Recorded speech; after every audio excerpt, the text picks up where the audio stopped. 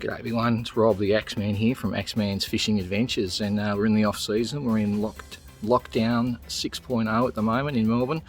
Haven't been able to get out fishing or do anything, so I'm sort of looking after the gear, and I'm going to give the old girl a bit of a clean up, ready for the new season.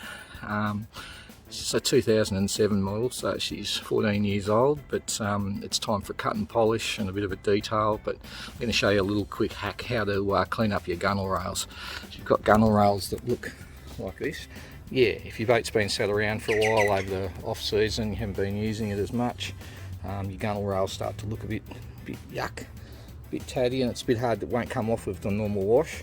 So what you need to do is to get yourself some acetone. Alright, so get yourself some acetone and a rag, and you're going to need a little bit of elbow grease as well.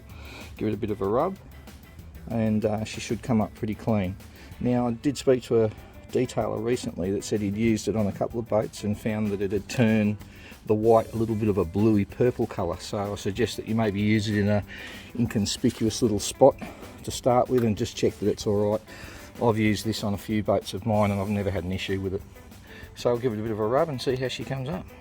So I've got a bit of acetone now on the rag, and we'll just see how we go. You can see that sort of greeny stuff come off pretty much straight away.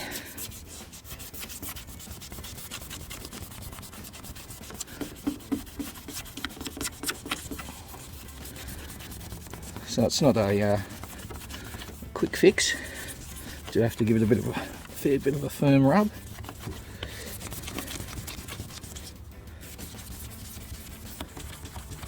But as you can see there, a lot better than that section there. Pretty much straight away you'll see it come up. So I've got a fair bit more to do. I have done the front of the boat, which you can see the difference there from down there.